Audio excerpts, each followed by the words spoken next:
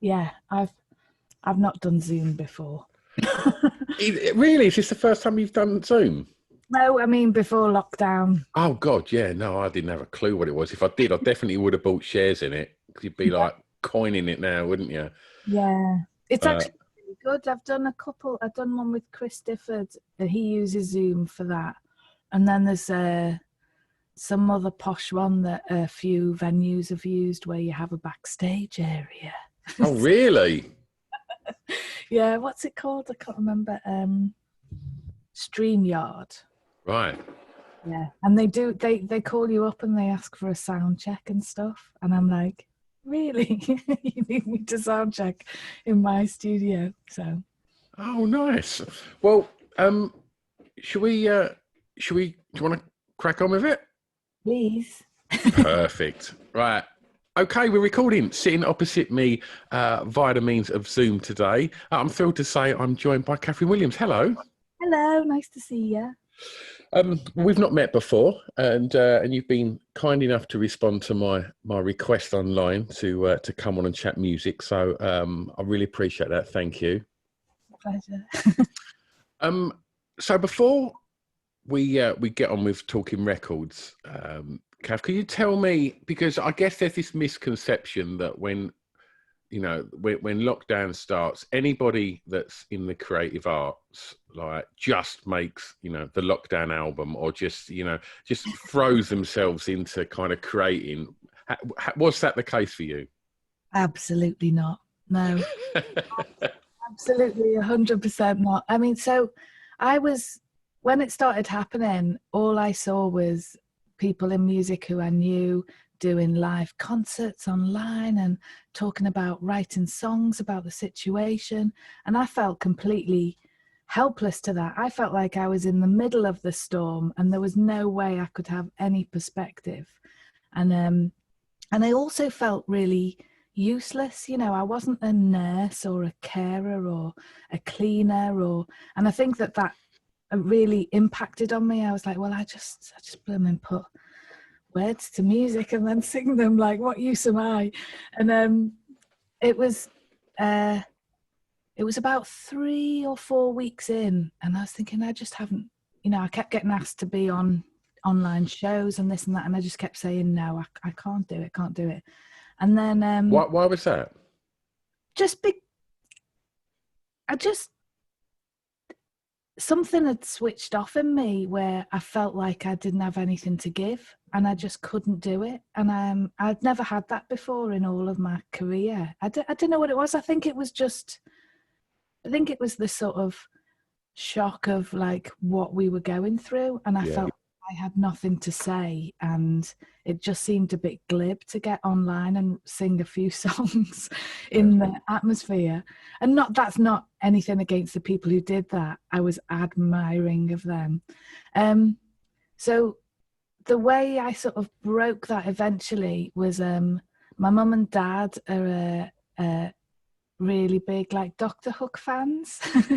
And so I went online and I learned their favorite song, like Sylvia's Mother, and I did a FaceTime just to them as a surprise because they're older, they're in lockdown, they're in Liverpool, and I said, I'm doing one concert this month and it's for you two and it's this song. And they did, Lovely. yeah. And so and my dad was like waving his hands in the air and singing along, and my mum was crying, and like I got through the song and it just felt like such a connection. And I thought, right, that's what, it's not about me. And then I realized that all of the stuff was just not about me thinking about me, it's about connecting. And then since then I've been able to do concerts and co-writes and things like that because the creative thing came back. I sort of got over myself, really. It's so weird, isn't it? It's like it really is. I think when I've asked this question to most of my guests, and it's like, did you throw yourself straight into writing? Everyone was like, no. They all had a very similar kind of knee-jerk reaction of like, oh my god, like what? Not just creatives. I guess everybody just had that knee-jerk reaction to all of a sudden we was told we wasn't allowed to leave our homes, which is unprecedented, wasn't it? No one could ever have imagined this was going to happen. and I think, you know, what that did definitely for a lot of people, certainly myself, I miss that connection with people, and just being able to, you know, when you see someone, shake their hand or give them a cuddle, and it's like, you've been starved of that. And well, cuddling is like my only superpower. I've been told that, like, I give the best hugs, and like, so for the last 6 months, I feel like someone's given me kryptonite, and I can't. And when I see people, I'm like, oh, they don't know how great I am at hugging. So that's been a struggle daily. Marvel and DC need to get on the phone, Kath. I'll tell you, that's the ultimate superhero there. Prolific cuddling. All right, let's talk records. Kath, what's the song with the greatest ever intro?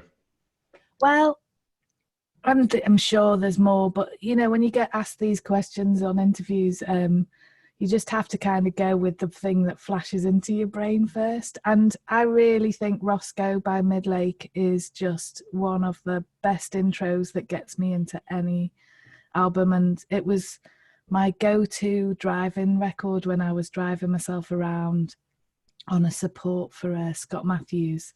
And it was just me and Midlake. And I'd get in the car at the end of the gig and know that I had a 6-hour night drive ahead of me. And I'd stick Roscoe on, and just like the intro with like the guitar and then the drums driving in, and it would just get me onto the motorway. And I love that album and I love that band, and I think it's perfect. It was introduced to me by Ben Trigg, who did all the string arrangements on Crown Electric, and yeah, so I have him to thank. Kath, have you... I've been trying to get this question right ever since I've started this podcast. Have you, and I've never got it right, how have you found your approach to intros and songwriting, you know, has changed as your career's matured? Have you, and obviously what's also changed is the way that people listen to music. Yeah. You know, it's far more choice now. And obviously, whenever you're on a streaming platform, there's a constant array of, you might like this, you might like this, these distractions, which, you know, it's a, you know, the consensus of opinion when I've asked this question previously, it's both good and bad. You know, we all adore the days of going to get the piece of vinyl and being able to cherish it, but obviously you could only afford one bit a week and etc. But as the way that people sort of like ingest their music now, has that affected any way that you've sort of changed the way that you write in any way over the years? Yes and no. Do you get what I mean with the question? I can never get it right. I goes all over the place trying to ask it. No. It made absolute sense to me, and if I could hug you right now. Oh wow, I'd get one. Because over the years, I've become a songwriter for other artists as well, and that's a really different sort of mentality for writing songs. And I sort of equate it to like doing my own stuff is like a fine artist, where I just work out creatively what I'm doing. And when I'm doing songs for other people, it's more like a graphic artist, where you're writing to a brief. And the more I write with like pop artists and producers and things like that, the thing I get back in those sessions all the time is, no, this intro needs to be shorter because of Spotify. This intro, you know, you have to get them in the first 5 seconds. Why haven't we started the chorus? And so there is like fundamental like structure restrictions when you're writing songs that people want to, they want to grab that sort of streaming audience right away. So that's the yes answer. And the no answer is, I sort of just poodle along and don't give a fuck about that. My songs, when I write them, they're the boss and not me, and I don't like to have any of that business head on. So sometimes you know, I mean, I suppose it does feed in from the other stuff that I do, and I think I've got more sort of succinct and honed and like sort of condensed songs so that they have like a sort of more of a hook. But I haven't got the cynical side of that when I'm writing. I don't think anyone's answered that question as perfectly as you now. Wonderful. No.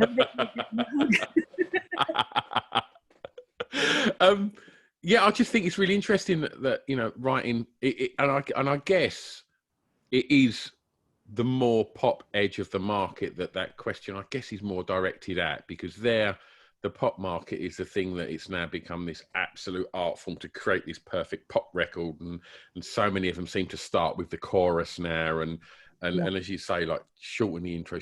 So yeah, well, thank you loads for answering that, Kath, because I think you've probably covered all spectrums that I was trying to get the answer from there. Perfect. Track 2. First song you remember hearing that had an emotional impact on you? Oh yeah, I wrote my notes down from when we had an email, because I've got such a flighty brain. But yeah, so when I was 10, I went to a tabletop sale and I bought Teaser and the Firecat by Cat Stevens. You know, it's sort of like got that sort of 70s cover on the front of like a boy painted and a cat, and on the back it's like a really big close-up of Cat Stevens with a beard. And so my sister's 2 years older, and when she had like Duran Duran and all like that 80s stuff on the wall, I had a bearded Cat Stevens that I used to kiss. And I think my mum and dad were really worried about me, because like the only things I had on my wall was Daley Thompson, Cat Stevens, and who was the guy from the A-Team that was crazy and used to talk? Murdoch. Yeah, Murdoch. So yeah, it is quite hilarious. But then when they met my husband, it all made sense. So anyway, is your husband like a mad decathlete with a beard? Yes, he is. And so I just like put him at the side of my bed and kiss him every night. So back to the music. So Cat Stevens, yeah. I put the record on because I used to listen to my grans records and my mum and dad's records growing up, and but I bought this myself and I didn't know what it was or what it was like, and I put it on. I think the first track was The Wind, definitely the first one I listened to, and it was so gentle and peaceful, and his voice was so tender, and I'd never really heard that before in music. I mean, it was the 80s when I was growing up, so it was quite all, you know, coked up and like lots of horns and lots of synths and stuff, and I was like, what is this magical world? And I remember the tears in my eyes when I was listening to it on my dad's headphones. What was the emotion? It was kind of love, because it was so tender and quiet and gentle and still, and I just felt like it just completely entered me, and I was in this song, and I remember it really vividly. And would this have been back in Liverpool? Yeah, this would have been in Liverpool. I was brought up in sort of Walton Way.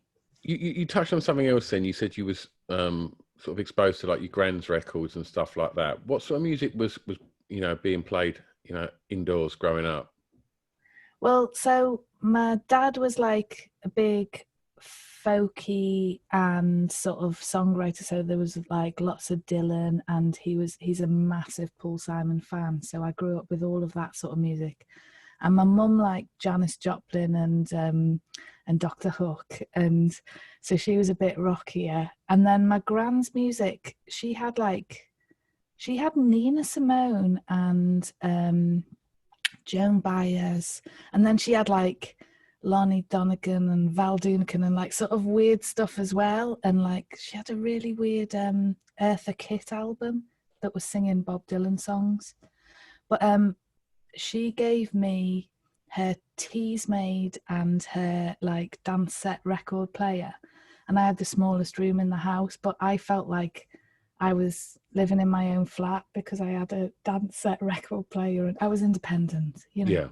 Yeah. I mean, I'm loving the fact you had a dance set, but can we just talk about a Teasmade for a moment, please, Kath? Because my nan had a Teasmade, and like whenever I'd get to stay at my nan's, the thought that I was going to wake up in the morning and there'd be a little clock with a mug next to it that'd make me a cup of tea. I mean, it was like staring at the future, wasn't it? It was, yeah. Well, it's the best sort of future where it's like I love retro future, you know. So it's like what people in the 40s and 50s thought the future would be, and it's kind of really sweet and innocent. Yeah. I mean, I've not seen a Teasmade since I was probably a little one. One of the things in retrospect, I didn't expect that I would be sat talking. It's really great. What would the milk not have gone off by the morning? Yes, probably. Well, I think that you had to go down and get your jug of milk. System's flawed. Yeah, Flawed. That's not what you want. You want to wake up, and you want the cup of tea there. And it's just, I thought, I mean, I could use powdered milk. I don't know. Yeah, maybe that's why they've never, you don't really see them anymore. Yeah. Yeah. Yeah, and people like think, well, just there's a kettle downstairs. Yeah. Get up. Oh, brilliant. For track 3, Kath, the song that reminds you of your time at school, please.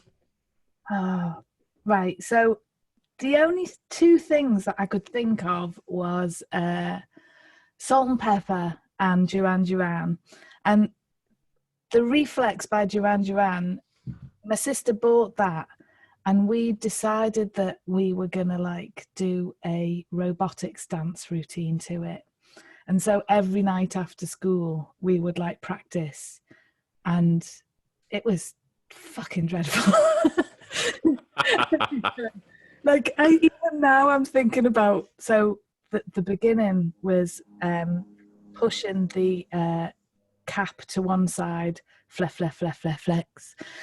So yeah, but I mean, it sounded so modern at the time. And then Salt and Pepper, it was all about the dances. I guess that's what kids do now with TikTok, isn't it? But like, I remember it was all about how you dance to certain songs. Yeah.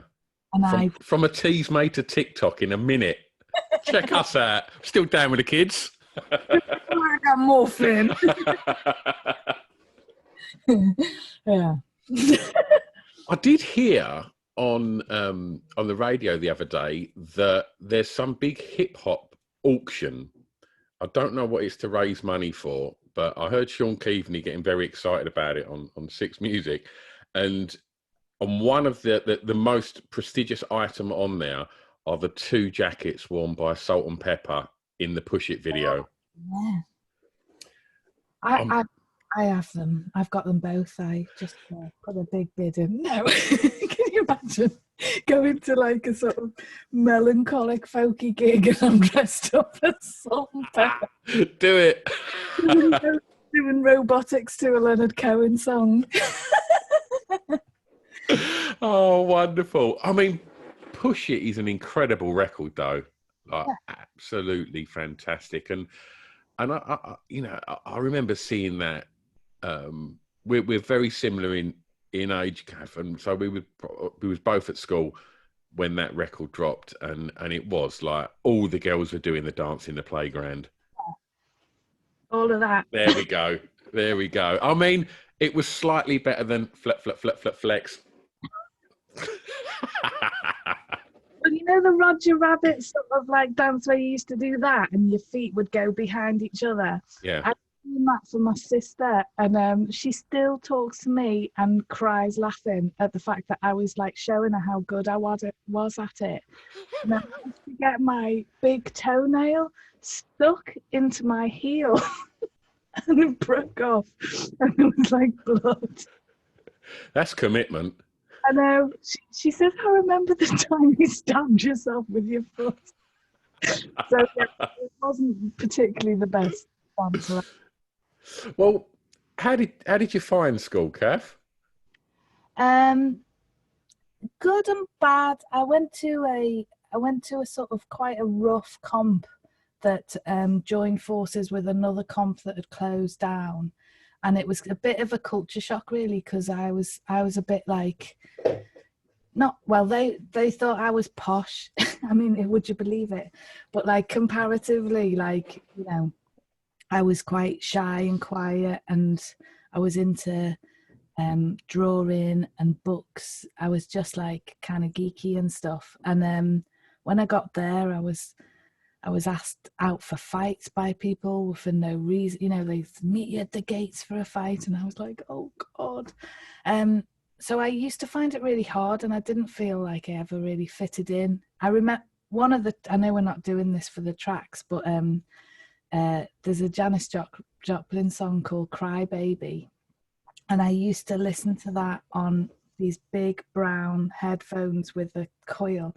And I used to listen to her sing that every morning to give me the confidence to walk to school. And I felt like she was someone that I could relate to, because she didn't fit in. She wasn't like one of the pretty, she wasn't, you know what I mean? She wasn't like, yeah, I just felt like I felt like an outsider.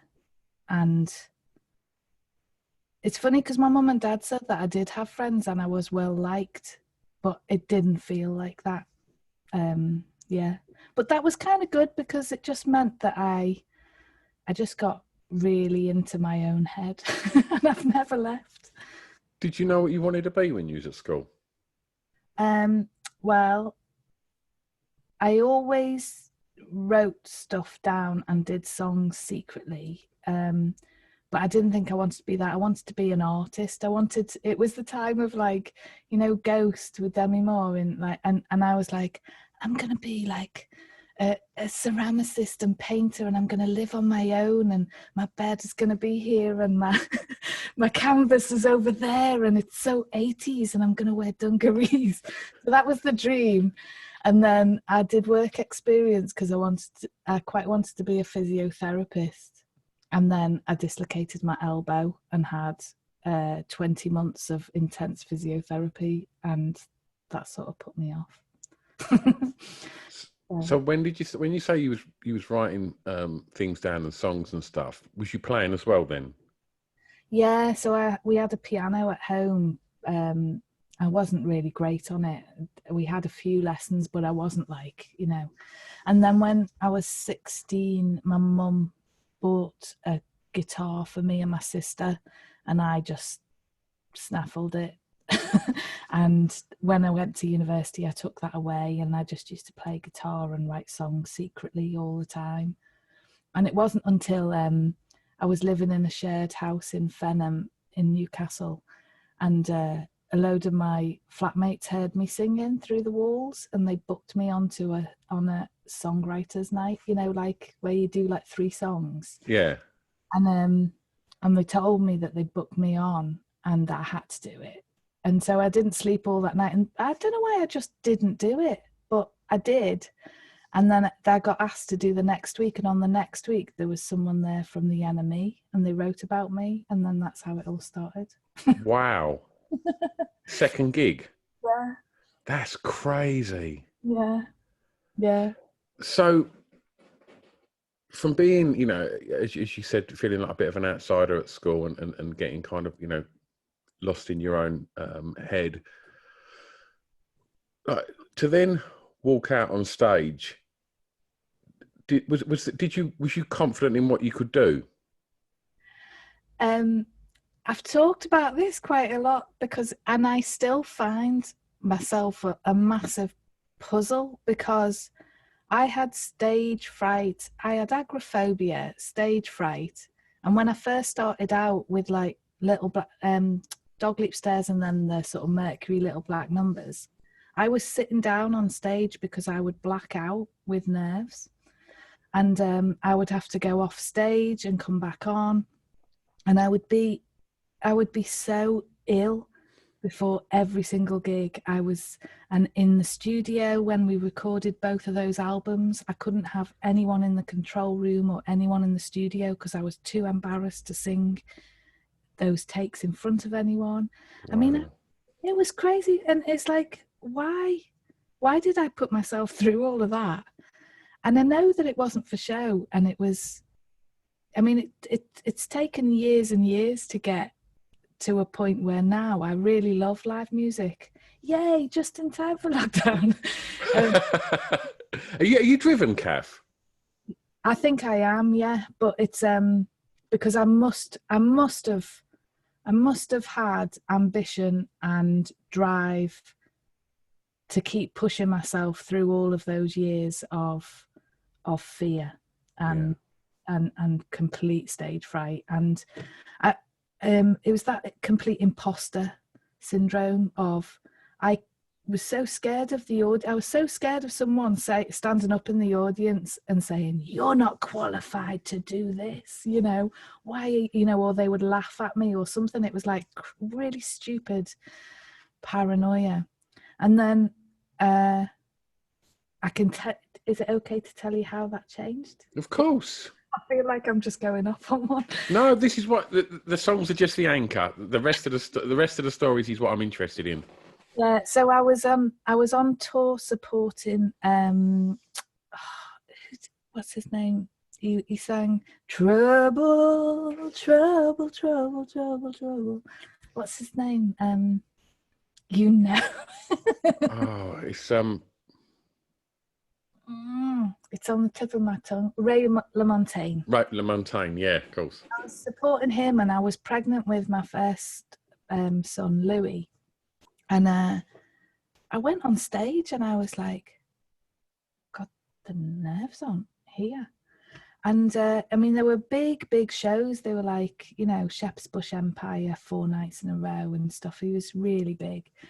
And the nerves were just not there. And I think it was because I was pregnant and it wasn't all about me. And, you know, I had bigger things to think about, like, how the fuck was I going to get a human head out my arse? Or but yeah, it just sort of, and the sort of, I realised that people were on my side and that they wanted the best. They wanted a good show, and it wasn't that it was me against them. And yeah, so since then, touch wood, things have just got better for that side of it. Oh, that's wonderful. What was the first record you bought, Kath? Well, Teaser and the Firecat was the first one I bought. But in a shop, I think it was Do They Know It's Christmas? Okay. Just it just happened to be that time when everyone bought that. Felt like they were changing the world. The first one? Yeah. Not the second one with Big Fun and Sonia? No, not the second one. One of my favourite videos to watch, that. Oh, do you know what? I've got a bit of time after this. I might have a little look. I looked like Sonia then. I had massive Liverpool perm. Oh, right. Yeah, of course. Yeah. How important were record shops for you growing up? And how important are independent record shops to you now? Well, important. So my sister was like my anchor, really, and we had it was the day of CDs, so we were sort of crossed between vinyl and CDs, and so we would go to Oxfam on Allerton Road together to get our vinyl, and then we'd go to Quiggins in Liverpool, and I would just adore flicking through vinyl in Quiggins, like thinking, I'm an independent woman. And I've still got loads of albums that I bought when I was like 17, like loads of early Joni Mitchell and Neil Young, and I just went through all of that. But then also me and my sister would go to, there was like a sort of weird CD shop on Egbert Road near Rose Lane, and they would have all of the promos and the stuff that had been given to, like, you know, like promos for radio. DJs and that, yeah. So and often they'd be like white label stuff, and we'd just go and like do potluck and stuff and find things that way. Did you ever find a gem in there? Well, yeah, the orb, little fluffy clouds I got. There was also like psychedelic fairs, like I've still got it, Another Girl, Another Planet. And it was really nice because that was my record shopping in that way for me. Just meant that I had this massive rainbow of eclectic stuff, you know, like Led Zeppelin and like Joni Mitchell, yeah. And then punk, and then what was going on in the charts didn't really interest me at all, so I didn't keep up with the current stuff. Yeah. I was at a boot sale once, and there was just a wallpaper paste table with a box of like white labels on it, and I didn't recognise anything on there, and I'm a, you know, a bit of a music nerd, so I generally would sort of pick a few names out, and I just saw this name and I just thought, The Prayer Boat, that sounds lovely, and I bought this album by this band called The Prayer Boat. I don't know if you've ever heard of them, Kath. They're an Irish band, and to this day it's one of my favourite ever albums, and I bought it completely blind, like just thinking I don't know what this is going to be like, and it's beautiful, absolutely beautiful, and hardly anyone's ever heard of them, but yeah, someone should have signed up that white label and made them happen, because it was glorious. But to finish off on that question, so how are you finding how much sort of importance do you put on the independent record shops now? Well, it's actually massive for me. I mean, the last thing I did before lockdown was I did a sort of a tour of in-stores, independent in-stores, because I had the box set out with the record label, and they were working individually with loads and loads of independent record stores, where we would get like a load of people down. I would do a live show, then sign the stuff, so that, you know, it was just sort of promoting it and getting that on socials and lots of things like that, and meeting them individually. It's amazing. I mean, my husband has a bakery up in Newcastle, and it's an independent shop, and I just really value money going into the pockets of local. Oh, it's falling. Sorry, it's my microphone falling towards me. It's trying to hug me, but you can't. Down microphone. Yeah, so I just really value that, and that human thing. I think Spotify has done sort of lots for making it available to. It's like the white label box, isn't it, where you can just test loads of stuff out. But the connections and how those independents have had to change and shift, and have books as well as records, and have a coffee shop, and make it sort of place that people can go to. Because I think people forget that like a lot of the music scene is like live music, and music shops are such a big place for people who live alone, or who find those connections through music and don't always have a relationship with someone, and they need to have these places that they can go to and feel like they're part of the world. You know, loads of people who come to my gigs come on their own, and I just think it's like that's sort of what I'm sad about with record shops that are not being able to keep open at this time, and live shows. There's this massive like hidden group of people who did have somewhere to go and now don't, because they wouldn't necessarily go to the pub on their own, and they wouldn't necessarily go to a restaurant on their own, or they'd go to a shop, but they couldn't hang around and actually talk and have maybe their one conversation in Yeah. So, yeah, I suppose that's what's important about it. Well, I guess while we're talking about going out then, we can talk about track 5, Kath, which is a song that soundtracked your years clubbing. So,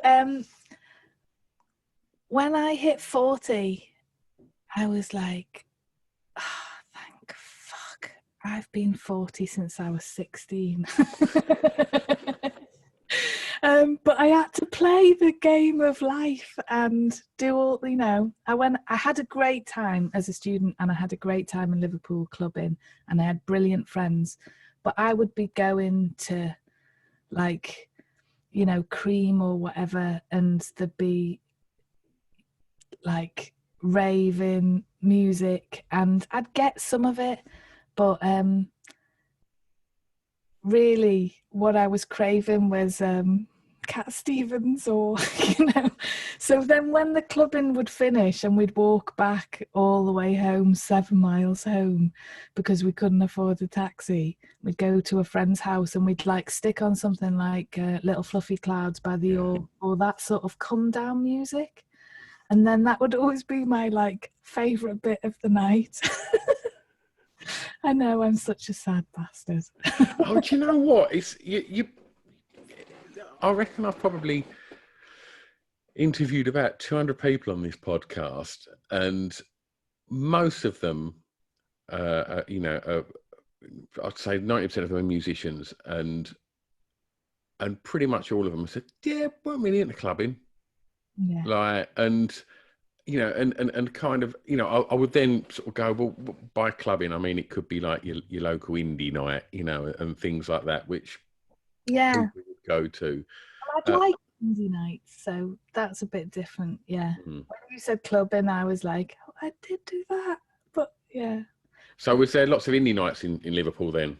Yeah, there was Macmillan's just off Bold Street, and there was the Cavern. I used to go to the Cavern really, like when I was young, going out. My sister's 2 years older than me, so I'd sneak in with her most of the time. And there was one song I always used to ask for, the Sugar Cubes hit. You know that song? Of course. This wasn't supposed to happen. And I was like, I'd always go to the DJ and ask for that song and dance to that. And now the mad thing is that I've, for the last 10 years, I've been on One Little Indian. Indian, yeah, of course. So it's they've changed their name to One Little Indie, Oh, really? Yeah, with all the Black Lives Matter things and stuff. I think it's a good decision. But yeah, so that's kind of mad. So for the last 10 years, I've kind of been on Bjork's label. So have you met her? No, I haven't. No. But Derek, who runs the label, I stay with them quite a lot. And in his house, it's got all of so when you go to the offices or his house, there's like all the stuff. So like, the big feet outfits and all the pictures, and it's really good. God, there'd be a museum somewhere, wouldn't there? You could have a big old museum of some of her artifacts from her videos and her outfits that she's wore on stage. God, there's been a few crackers there. But I remember when I first saw Hit on the chart show, and she had the kind of cones on her head, and like, I remember just thinking, because I'd heard the name the Sugar Cubes before. I hadn't heard like the stuff like Birthday that had come out before that, but Hit, I remember thinking, was brilliant. And then the guy would do that kind of odd, quirky kind of rap type thing, like. Yeah, I knew all of it, and then whenever I always asked for it early on in the night before people were dancing, because there was like arches in the Cavern, and then either side there was like tables, and so it would, about 9 o'clock on a Saturday, it would only be me dancing to the Sugar Cubes hit, and doing the full rap as well. Yeah, everything. Yeah, and probably the accent, and people were probably like, who is that? Oh, wonderful. For track 6, I'm going to ask you if, the favourite song from an artist from your home county, please, Kath. Okay, well, I'm from Liverpool, even though I live in Newcastle, and I live between Chilwell and Woolton, and so the nearest sort of places is Menlove Avenue and Penny Lane and where Strawberry Fields is. So my local artists were the Beatles, and yeah, so I kind of thought I'd choose Eleanor Rigby just because, one, it's a song that we used to sing at school, and when I was little we'd sing Yellow Submarine and different songs like that, and it took me years before I realized that they weren't hymns as well. So we'd sing like, you know, all things bright and beautiful, and then we'd sing Yellow Submarine, and I just thought these were all church songs. And then people were like, no, there's a band called the Beatles.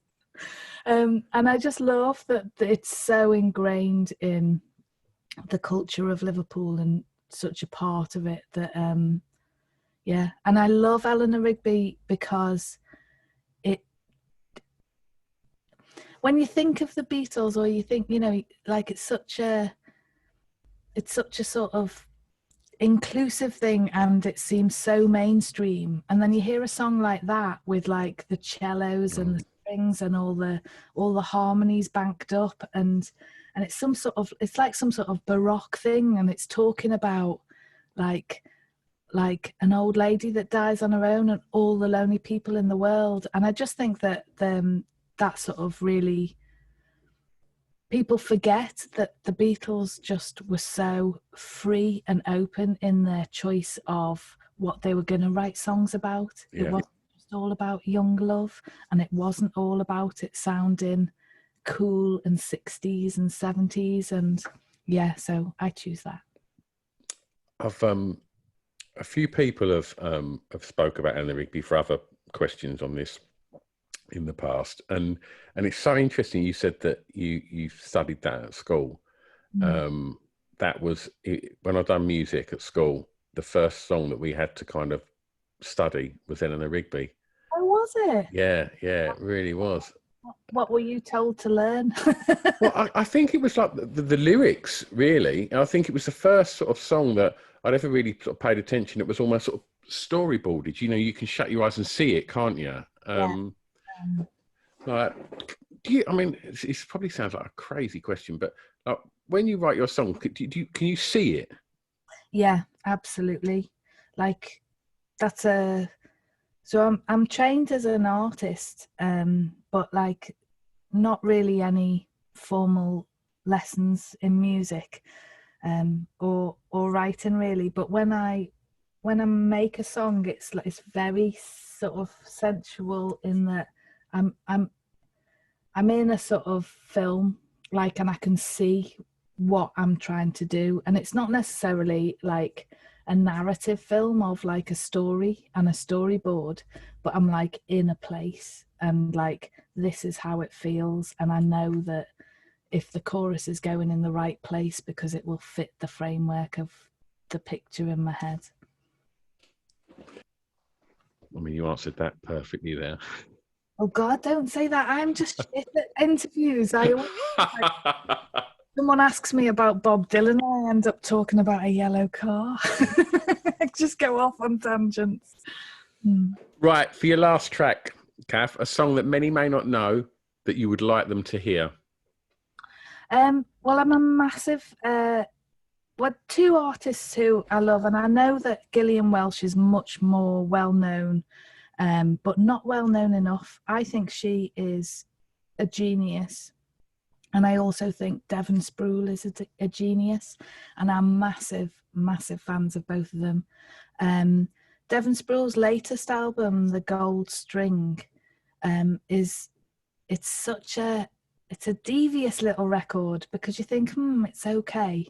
And then with Listen and Listen, it unfolds, and it's just so beautiful and unique. And like I get really sick of like female singer-song. I am a female singer-songwriter, but I get really sick of that sort of like simplicity, or like trying to be sexy, or like, I don't know, sometimes I just want someone to be themselves, and the artist that can say things that I'd not thought of before. And both of them do that for me. They tick the boxes lyrically, and they push themselves melodically, and both of them have they both sing and you believe it. So that's all I ever want. I don't need people to do hundreds of notes or be the best singers in the world or be the best guitarists in the world. I just want to believe what they're singing, and for it to move me. That's all.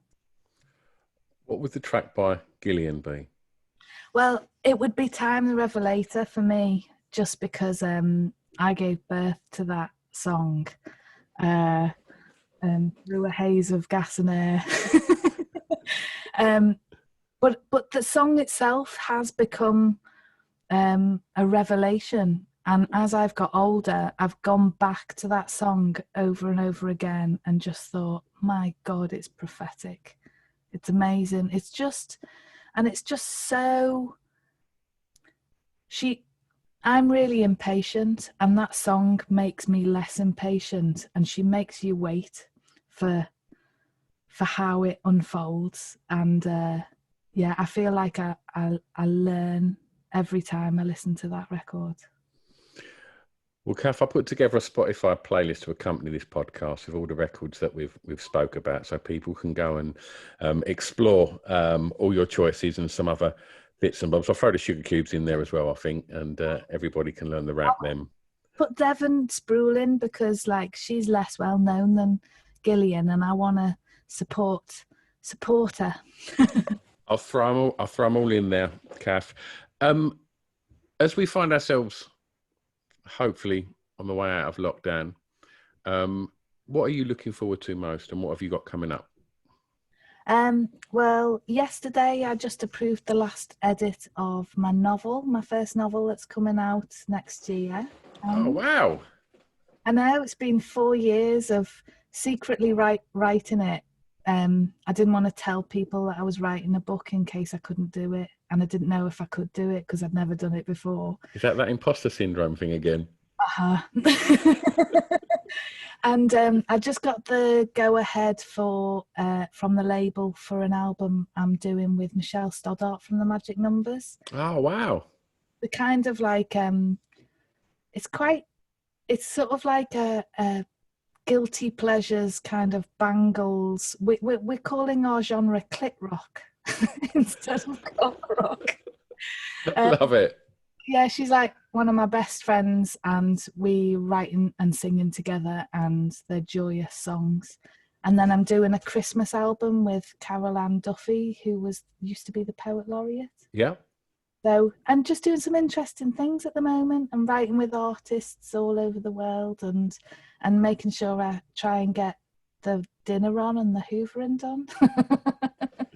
So if people want to kind of keep up to speed on what's happening, where's the best place?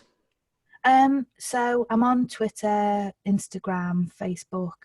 I've got a website with the label, and they can join a mailing list, and I'm on Patreon as well, which is my like little secret club. I've got about 40 people, and I just put songs on that no one else can hear, and send letters to people, and then they send me their addresses, and I make paintings and send them in the post. Oh, wonderful. And that's patreon.com/ Kathryn Williams.